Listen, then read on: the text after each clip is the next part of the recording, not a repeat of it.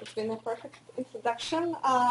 Only one, perhaps, just one minor correction, that I would rather talk about the perceptions of international aid, foreign aid, donor policies, and much less about the development or evolvement of the donor policies in the Palestinian areas or the Israeli-Palestinian context, because that's a much larger subject and the literature is much wider on it. We are going to come back to this slide at the beginning, but as those of you that could read it, because I know that the letters are quite small, these are basically thoughts on international aid from the region, from Israel and Palestine, since 2005 or since 2005-8, depending on the person quoted, but I will get back to here. So I would like to talk about the local perceptions, both on the Israeli perceptions and the Palestinian perceptions, but please keep in mind that the development aid is channeled to the Palestinian side, which means that I try to be proportional, so I will talk much less about the Israeli perceptions than, and much more about the Palestinian one. First and foremost, please let me say a few words about the context, because normally lecturers here start their lecture with a sentence like that: "I am very grateful," or "Thank you very much for the organizers for inviting me." In my case, or in our case, it was me who approached the organizers, because me as a Marie Curie fellow are expected to disseminate the results of my research, and I'm expected to attract a broader audience in order to prove to the European Commission that their money is not wasted. And it would be, of course, very simple to say that my other motivation was just, I don't know, refreshments or fruits, because, you know, pregnant women are advised to eat that much fruits, and this is the most cost-effective way of doing so. But I guess my example or my project illustrates quite well the way how project aid works in the developing countries, the Palestinian areas included. I will use the term Palestinian areas, Palestine, occupied territories, and you can choose which one you preferred. So if you would like to know a bit more about the Marie Curie individual research grants, you can Google it. There are various schemes, so those that hold a PhD or they are just working on their PhD are very much encouraged to go for it, especially because it's very generous from a financial perspective, but it also gives a very great opportunity to get to know other people. And just as Hungary, Norway is pretty much underrepresented, I guess, in the statistics, so the chances are somewhat better. My research has three pillars. The first is the relations and exchange between the Western foreign support and local social phenomena. The second pillar is the recent changes, I mean changes since the Arab Spring, in terms of the EU aid policies. And the last pillar is how local stakeholders, people think about foreign aid, foreign assistance, and in donor policies or involvement in the Israeli-Palestinian case in general. It's highlighted in bold because today I'm going to talk about this last point only. The main topics, I talked about the context and the research objectives a little. I would like to say a few words about the difficulties. Why it's so, not so easy to approach this subject. I would like to show you some the available data, both the quantitative and the qualitative ones, the main findings, and at the end you will have a chance to ask me questions. Of course, the question is relevant because the Palestinians are giving aid since, official development assistance, since the early 90s, the beginning of the Oslo peace process. And both in economic, social, political sense, they are worse off than they were 20 or 22 years ago. and taking into consideration the size of aid, the volume of aid that they got, it's quite relevant to ask questions about the effects, impacts of aid, and of course its perceptions. So the focus is today on the Palestinian and the Israeli perspectives and how they think about the donor countries. Let's see briefly the difficulties or the barriers. First and foremost, the research question is not so popular. I mean, to raise it in Europe is not so popular because the general European, especially the Western European public opinion, is very much self-confident in the sense that development aid is needed and useful, and the Palestinians really couldn't cope without aid. They just couldn't live their lives without our assistance. This is the proposition. This is something which we can say a bias or a prejudice, but this is something we have to keep in mind and take into consideration, because in Europe, the democratically elected governments couldn't just bypass the public opinion, so they need to take these aspects into consideration. Of course, this is only the public level. I guess researchers, authors writing in Europe, in the Western world in general, are equally critical, if not more critical, towards the success story of the development aid history vis-à-vis the Palestinian territories than the general public, even in Palestine. But of course, the audience that reads the journal articles are much more different from the average or the ordinary people that read only journal articles. If you would like to know a bit more about the Western European public opinion, there are Eurobarometer surveys that reveal basically or reiterate these findings. In terms of the data collection, to be honest, there are not that many quantitative surveys, public opinion polls, dealing with the specific or particular subject of how people think about aid. I will show you a few examples, but there are no longer-term longitudinal surveys, only ad hoc, mostly ad hoc questionnaires, part of which, or a few questions of which, deal with the subject. In terms of the qualitative interviews, I will talk a bit later about the methodology, but one of the first and most important difficulties is that the research questions cannot be easily translated to the language of ordinary people whom you interview, because the vocabulary that researchers or aid experts use is a bit different from the daily or the everyday language of the people. The second question is that it always takes time to realize that what people think being true and what they know is and what is the reality is two different things. Most of us hold very unrealistic views or opinions on many things just because we don't have time or we don't have the other means to access to information.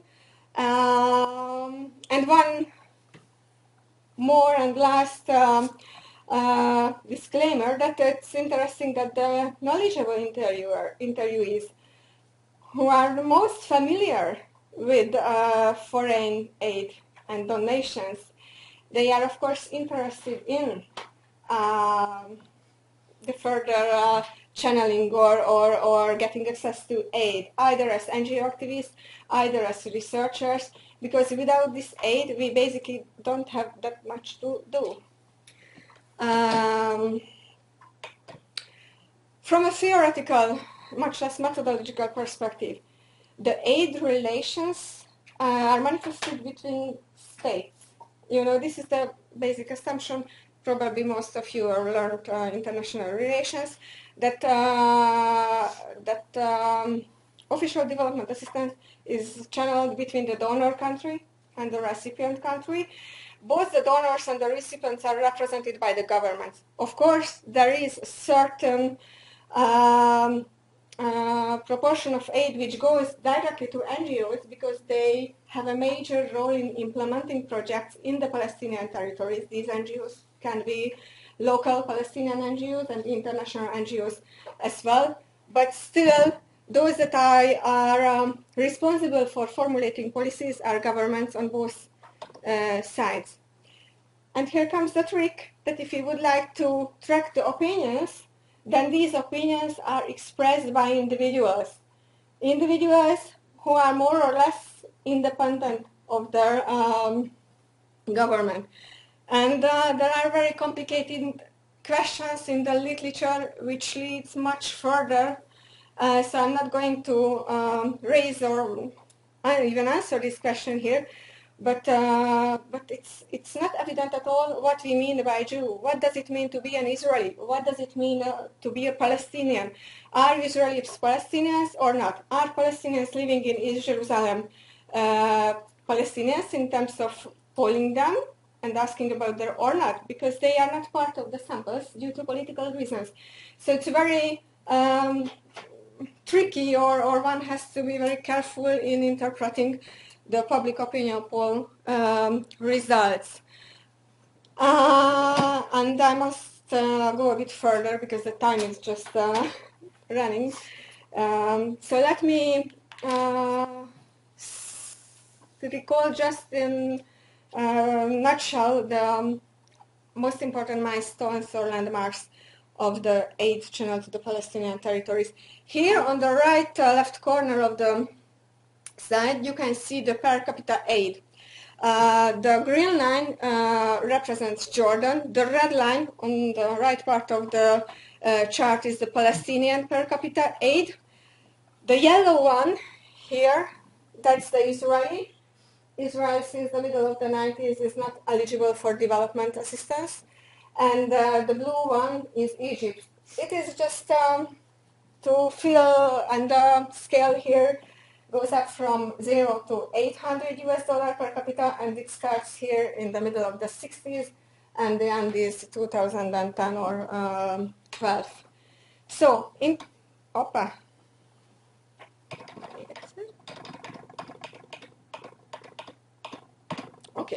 The Palestinians got official development assistance aid mainly via NGOs, local, but to a bigger extent international NGOs like, for example, the Oxfam or the Save the Children before 1993. The Oslo peace process led to major changes. It is reflected by the red line. And these major changes were formulated in a document which is called a summary of co-sponsors at the conference to support the Middle East peace, which took place after the Declaration of Principles was signed by Peres and Arafat in September in Washington. As you probably know, the main donor sectors are the European Commission, the European member states, the US, Norway, Japan, the World Bank, and Canada. Of course, Japan's role was very strong in the 90s, and I don't mention here the Arab countries that were quite active in aiding the Palestinians during the Second Intifada, for example. The literature, if someone is more interested, can be seen here.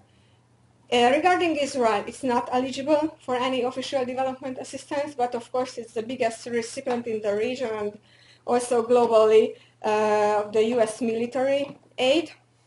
And Israel benefits quite much from the various grants from the EU, mainly within the research in research and development cooperation, like the 7th framework in the past and Horizon 22 and the present, but of course it's not really free, or we cannot call it free aid, because Israel also, just as Norway, contributes to the budget. It's a brief chart summarizing the landmarks and changes in foreign assistance to the Palestinian territories. In 2010, with help of Fafo researchers, we conducted a qualitative survey in West Bank and Gaza, and the respondents were asked to categorize the most important phases of aid experience, and almost everyone started at the 40s, in the 40s, and of course the last step was 2006. It's very interesting to see that the criticism towards aid came only with the Oslo years, and in the first or pre-Oslo period, most of our respondents were quite content with how the aid worked, probably because the ordinary Palestinian needs were much better fulfilled than. In terms of the size of the budget, just a few charts in order to illustrate or show the significance of aid. On the left side, you can see the total international aid, official development assistance to the Palestinians. It's quite visible that here in 2009 it peaked, and then there was a sudden drop in 2010, which was partially explained by the financial crisis, the global financial crisis, and there is a gradual recovery from 2010, but still, in absolute terms, it is at most 50%. The chart below shows the relative importance of aid, basically the proportion of aid to GDP, which in 2009 reached 49%. It's quite huge. And these days it's somewhere between 15 and 20%. On the right top corner, you can see countries ranked according to the size of the ODA per capita. You can see that Palestine is among the top recipients. These are small, mainly islands with very small populations. Here again, it's the per capita USD, but the trend is very much the same than with the absolute terms. And the right bottom corner is familiar because I already mentioned it. If we look at the quantitative ways of measuring public opinion, then we can, from the 90s, we can lean on both Palestinian and international, in particular Swiss and Norwegian research on various subjects, and among others, there were questions formulated on how on the extent to which the Palestinians are content with various donor countries. It's also interesting that the Arab barometer and the neighborhood barometer, it contained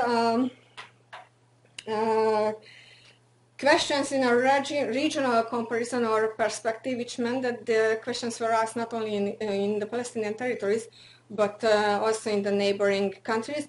And in the coming slides, I'm going to recall them and show some of their main findings.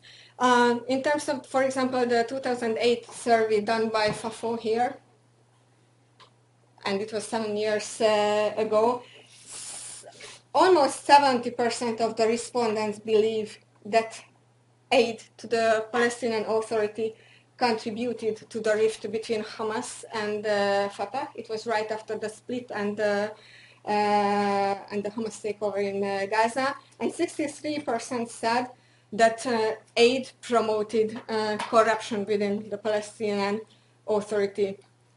Not that much more were asked. Here is basically a table. I don't want to go into the details just because we don't have that much time, but I tried somehow synthesize the basic questions And almost none of the surveys asked people about what foreign aid means to them. So it's really, or the survey, the polling institute, they assume that foreign aid means the same, regardless to the whether you are on the donor or on the beneficiary side. Most questions were concerned whether the individual respondent was given international assistance or not, and how content he or she was with it. Just a few results from the 2010 Fafo survey, which offered 5 alternative statements to the respondents, and they were asked to agree or not to agree with them. The statements themselves are quite contradictory. If you look at them, the first is, getting aid is a positive feeling. It's always good to get help. On average, 53% of the respondents agreed with it. It makes me more secure. It's somewhat less, but still 42% of the respondents agreed with it. It's only a compensation from those countries or actors that are responsible for the situation. Here we can rate the rate of the proportion of those that agree with the statement is around between 65 and 70%, so it's quite high. And education level, it seems there is a slight correlation between the education level, and also if you live in a camp or urban areas, which somehow may overlap, of course you are readier to agree. The first statement was, getting aid is sort of humiliation because it hurts our self-respect or personal pride. And just keep in mind that half a year later, one of the most important slogans of the Arab Spring demonstrators were dignity, the call for dignity. So it's quite interesting. We did this survey or qualitative research 6 months before the Arab Spring.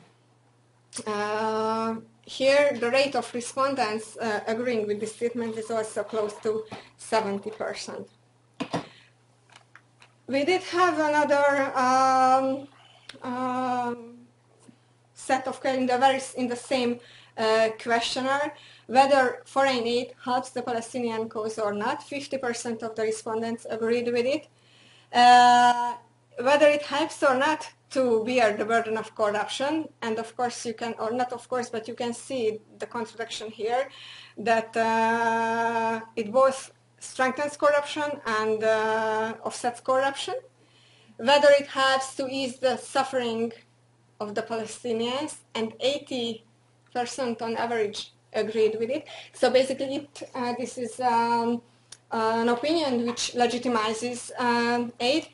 But also 68% said that it really helps the donor countries to impose their aims within the Israeli-Palestinian context, and we will talk a bit more about these aims or perceptions. And 65% said that it helps Israel to continue the occupation. And this is the argument which is probably the most visible or the easiest to hear for the past few years if you approach people and ask them about this question. A few words about the neighborhood barometer surveys.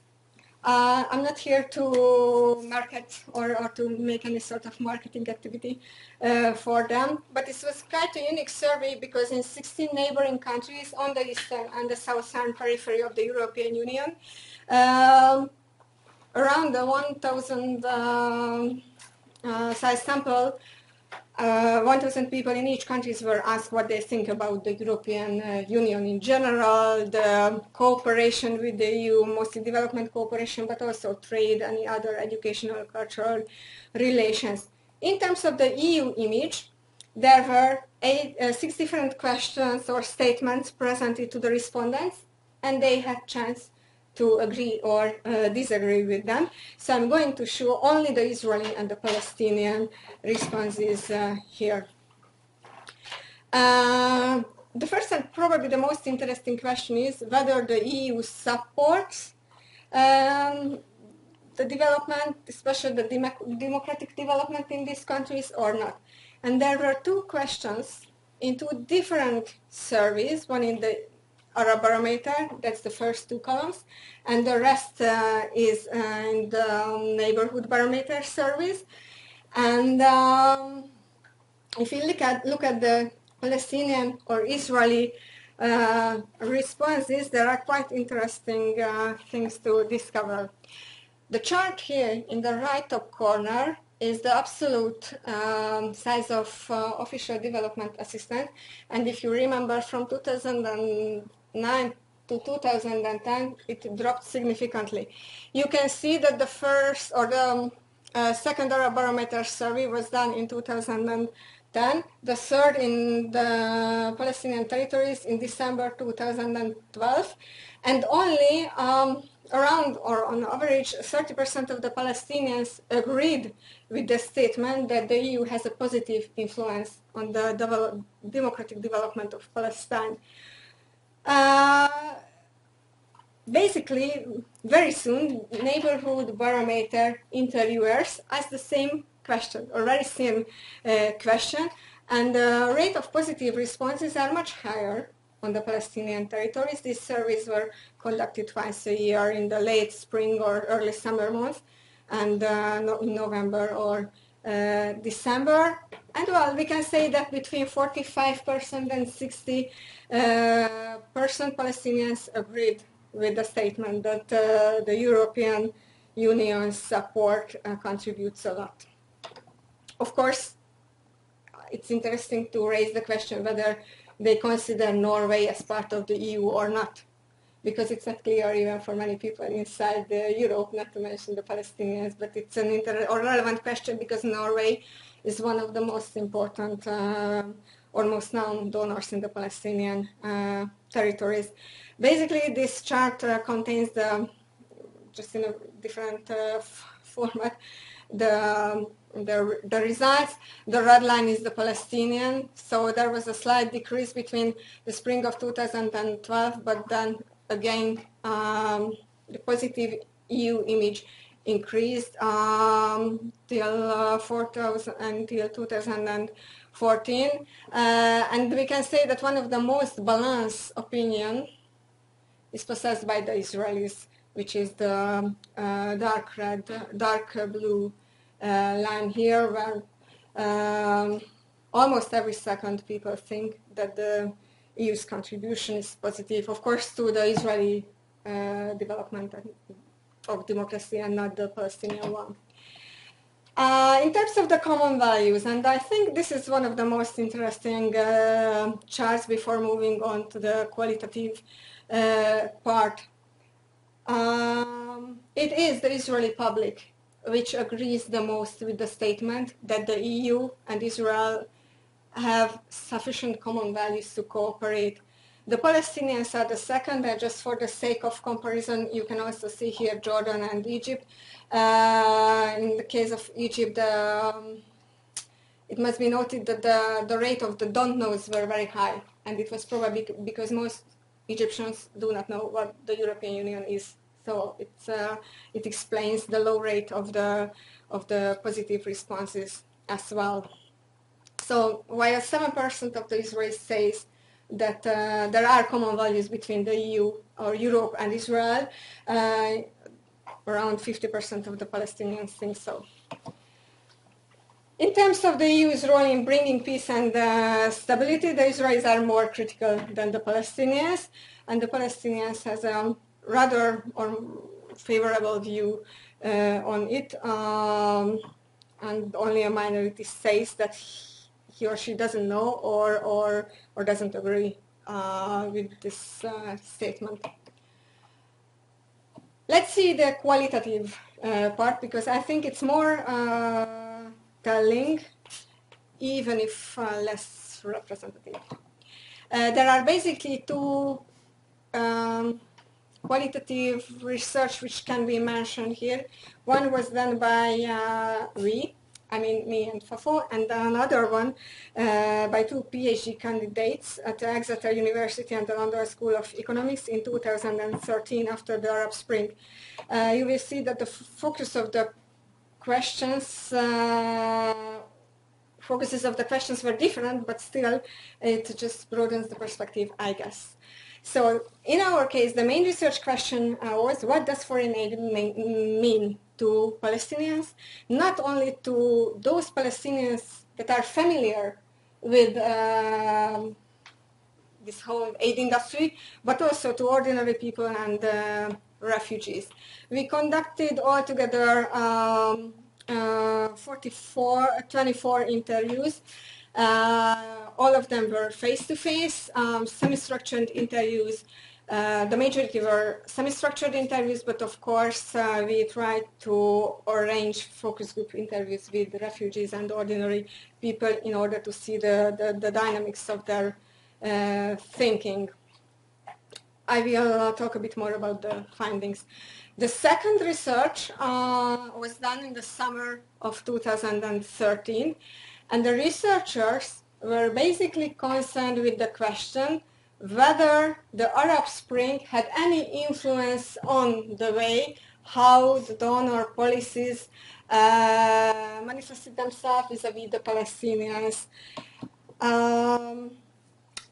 Their main conclusion is that the aid policies practices towards the Palestinians have not changed that much, even if on the Palestinian territories, mostly in the cities, of course, there were demonstrations in those years, even if its scale was much smaller than in Egypt or Tunisia or Bahrain or elsewhere. And the other main conclusion or finding was that the foreign aid and the Israeli occupation basically completes and reinforces each other. It's just an implicit reading, but if you read the papers published on it, you can read it between the lines. There were 44 interviews, some of them face-to-face, some of them only email or by email or telephone. And it's not specified in their study whether they asked people only in the West Bank or both in the West Bank and Gaza, but still they managed to approach 44 people, which is not that little. And of course they used the technique of semi-structured interviews.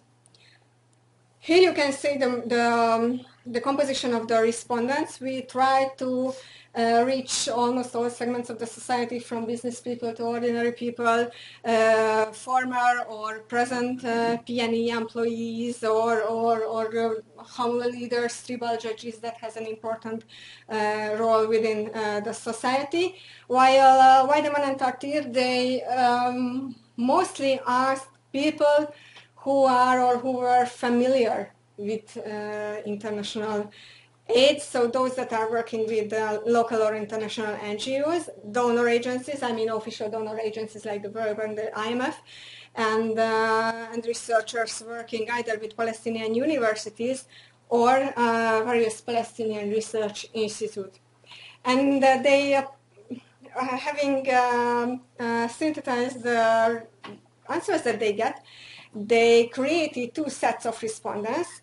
The first group was called the instrumentalists. Basically, these people had positive view or opinion on the role of foreign aid, and the other set was the critics. And I guess the critics were much more talkative and much more informative in terms of defending their positions. Just before moving ahead, let me please summarize briefly the first impressions that we managed to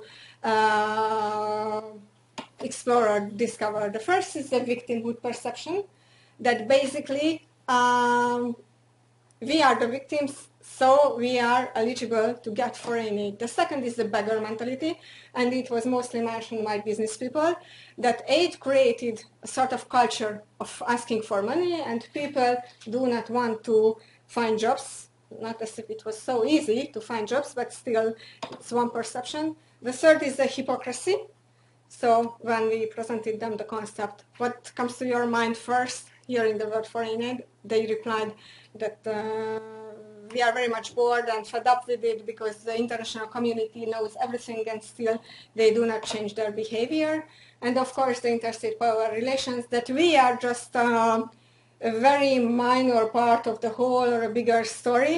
We are just means, cards in the hands of the European powers or the Western powers in general. It's a better term perhaps. What were the main roles that they attributed to foreign aid? The first is that foreign aid functions as an external help, which makes the Palestinians' lives easier. The second, it's a sort of way of controlling the Palestinian political aspirations. The third one was a means to achieve certain related or not so related various distant political goals. It's very interesting to mention here the Hungarian example, because Hungary is not even an OECD DAC member. It's a very small donor in global scale. Still, it was important for certain Hungarian governments to give to the Palestinians because it raises, the visibility. We can say that even if just there are summer camps organized for Palestinian children at the Lake Balaton and so, we still give something, which is, I guess, not a very unique case. There are other donors that are being present in the occupied Palestinian territories because you just cannot afford it not to be there. The same applies to the NGOs. It's a reward for good performance. The more you comply with the officially declared norms, so the also peace process, the less you shock the Israelis, the more you get. A compensation deserved by the Palestinians, and also means to maintain the Israeli occupation. And for the past few years, the term which is used mostly by international human rights organizations is the donor complicity. That the donors basically completes the Israeli occupation, and you can imagine a sort of triangle with three corners: the Israelis, the Palestinians, and the donors. And donors and the Israelis, they play together. And I think it would be very interesting to see or to watch a 4-minute long brief movie or video which was done by a Palestinian grassroots organization. I do not really like the title they give to it, give it, so try just to ignore or forget it very soon. And the reason why I would like you to watch it is because it quite well summarizes our findings. The research was done in the summer of 2010, and the video was shot in 2011. Yes, 11. So let's try. Please. Yeah. I learned so much here. Oh, yeah. Oh, off. Yeah, because that's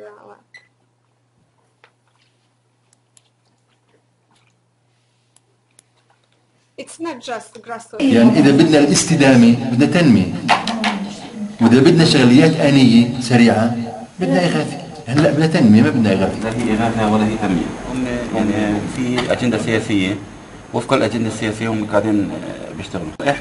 نحن الآن بنخضع لحصار مالي. صح ولا لا؟ من اليو اس وقفوا المشاريع. فبالتالي في تحديد هون لقضايا واجندات اللي مش نابعه هي عمليا من حاجه المجتمع، ولا لا هي قضيه بتيجي، لا مش هيك، بتيجي من فوق. انه والله اليوم قضيه السنه هاي او في خلال سنوات معينه كانت الموضه، خلينا نسميها، كانت موضه الجندر.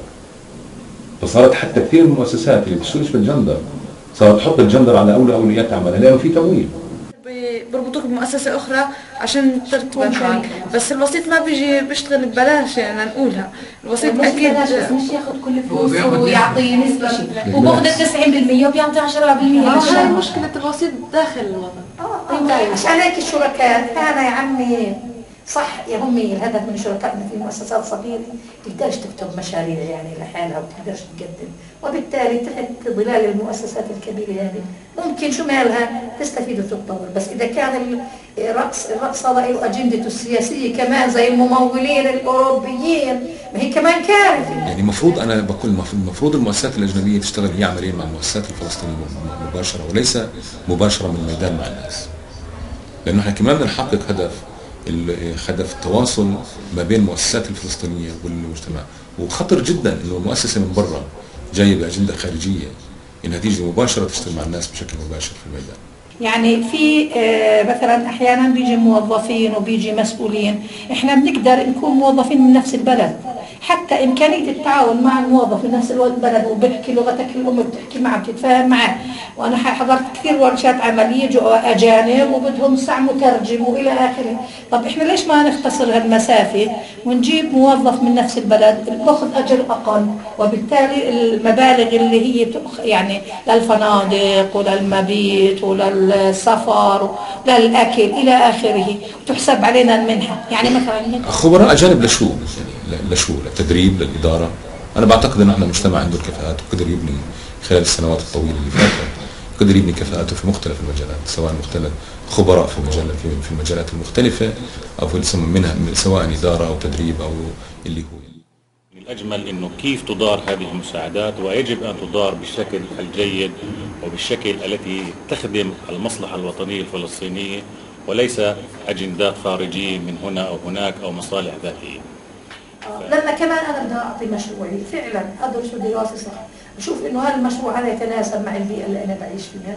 يعني أجي لمنطقة بدو أنا بدهم مثلا علف بدهم غنم وبدهم مي لحيوانات، ثم اروح اعطيهم مشروع في الديمقراطيه ولا كمبيوترات، ما هي بتزبطش كمان. يعني بلش بمشروع وبوقف لك التمويل بقول لك لهذا الجزء انا بقدرش، وقت المؤسسه بنفسها بتتدمر لانها تصير يا ما بين يا انها توقف المشروع هذا تبع الخساره يا انها تكمله برضه خساره. وهذا يمكن سببه يعني عدم تطابق اجنده المشروع مع حاجه الناس، فبالتالي بتصير انت تحدد امكانيات الصرف بناء على البنود اللي محدده لك في المشروع، وبالتالي بصير مرات انت ما بتقدر تحقق النتيجه اللي كانت مرجوه حسب المشروع، فبالتالي بيخلص المشروع، بينقطع الفند بدون ما تكون انت فعلا حققت نتيجه على الارض، وهذا شيء سيء جدا كمان. إلنا اخطاء انا بقول يعني احنا مش بنقول كمان كل الغلط على الدولار كلها واضحه معه من البدايه.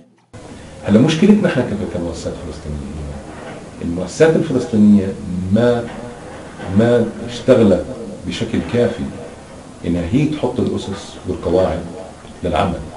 لو كان في موقف من المؤسسات الفلسطينيه نحن ما بنشتغل في اي قضيه جايه باجنده خارجيه، واحنا فعلا بنكون مشاريعنا والقضايا المشكلات المبنيه على حاجه المجتمع وعلى دراسه جديه للاحتياجات الحقيقيه للمجتمع، ما كانش حتى المؤسسات هاي الاجنبيه بتقدر تمرر هاي الاجندات، وكانت مضطره هي تتفاعل مع الاجندات.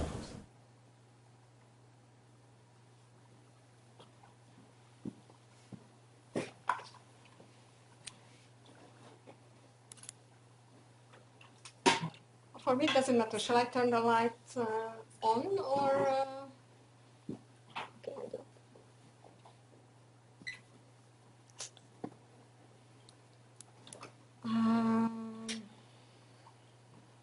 Well, I think it's been a quite good summary of on what Palestinians, both ordinary and activist, think, because some of you probably recognize Jamal Juma, who was a guest here at 1.5 years ago in Oslo when he spoke on, gave a lecture on a conference commemorating the 20th anniversary of the Oslo peace process or the documents, the signature of the documents. Moving ahead, let's talk a bit about the aid-related public opinion in Israel, and then I try to sum up, and we'll have 20 minutes or so to raise and reply to questions. If we would like to see what Israelis or what aid-related questions are listed in questionnaire surveys, you will find that it's mostly the US, the American public opinion, which is asked about what they think about the size or extent of the military aid to Israel. Or in terms of the Israeli public opinion, they are asked frequently about the Palestinian question and the peace process. But the Israelis, within the framework of any survey research, are not questioned about what they think about the donor's role or the Palestinians' role in this whole aid endeavor. However, but of course, if someone knows the literature or the country, what can be known, that there is a sort of official, and I would even call it business-oriented position, which says that foreign aid to the Palestinians may serve a long-term peaceful coexistence with the broader Arab world. This is the perception since Camp David, not perception, the conviction since Camp David that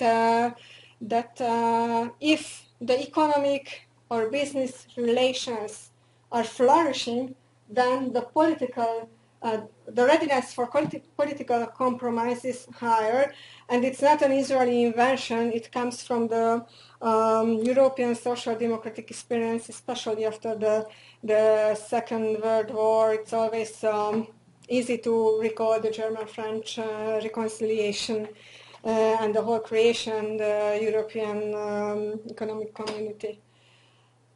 And the second position is that as long as foreign aid to the Palestinians goes to capacity and institution building, it is good from an Israeli perspective. And of course, the flip side of this story, that in this way, aid basically fulfills the role of the Israeli humanitarian obligations under the Humanitarian Geneva and Hague Conventions. If you would like to capture the essence of the public opinion, then it's always very good to go what the people on the street show or say. These are, of course, stickers on cars on the right side or doors. First, let's say or mention that there is a general perspective in the Israeli public that the European countries, the international donors, and also the public opinion, mostly in Europe, to lesser extent in the United States, it backs the Palestinian case and sufferings on very simple moral humanitarian grounds. They support the Palestinian case against Israel and basically ignoring the security needs or the realities on the grounds from an Israeli perspective. The second aid-related perception is that the Palestinians simply don't deserve a state or independence, and it is the best proved by the Oslo or the post-Oslo period. For example, if you look at that banner on the middle, it says that Asur latet lachem medina, which means that it's forbidden to give them a state. This word asur, the verb is used for forbidding smoking, for example. That's the very same verb. In this context, foreign donors, let's say public opinion in general, are either not knowledgeable on the historical facts, historical facts regarding the Jewish history, the Israeli contemporary history, or they are simply not desired. They cannot contribute to peaceful coexistence. They cannot contribute to the extreme or radical Israeli settler aspirations or motivations. So the best is if they go home. Of course, it's a simplification. Of course, we have to keep in mind that if one would like to know more about the Palestinian question, the best is to go to Israeli universities or research institutes, because yeah, their libraries are full of with quite critical books on Israel, and it's very easy to find Israeli professors or researchers who are quite sympathetic to the Palestinian case, and their only bias is the methodological or theoretical perspective from us being academics. To sum up, it's difficult to capture the essence of the public opinion. It's difficult to say what the real public opinion reflects, but it's very clear that the Palestinian approach is a rights-based approach. We are eligible for international aid. The problem with aid is that it's not dispersed, it's not provided on a proper manner. The biggest problem with it that it's quite much apolitical, that it doesn't support the Palestinian self-determination, the right to Palestinian self-determination. Rather, this aid is just pacifies the Palestinians, and it really dilutes their national aspirations, which should somehow be changed. It's a very interesting question whether public opinion matters or not, but I guess the historical experience within the region or globally shows that public opinion matters in the very moment when there are big demonstrations, when the public starts to use stones or the central authorities start using weapons or force against the public. But as long as there is no violence, it doesn't really matter what the public thinks or say. It's very interesting that even if you can read more and more critical reports and papers on the whole foreign aid working mechanism in the Palestinian case, it's still, these critics do not really have very close or direct enough connections to the donors to really influence their policies, but it's quite understandable if we take into consideration that that it is the Oslo peace process, the Oslo agreements which set the rules, and the Declaration of Principles was signed by the government of Israel and the Palestinian Liberation Organization, which means that basically these are the frames the donors have to or are expected to adjust to. So they cannot just change their behavior because their hands are tied. And just to close, or really to show you one more opinion, the Arab barometer asked respondents in the given countries whether they want an increase or decrease in the sum of foreign aid channeled to the given countries. And 80% of the Palestinian respondents said that yes, we want an increase, even if the critical or the more informative respondents say that there are problems not only with the size but also with their quality. Thank you very much for your attention. I am happy or ready to answer your questions. If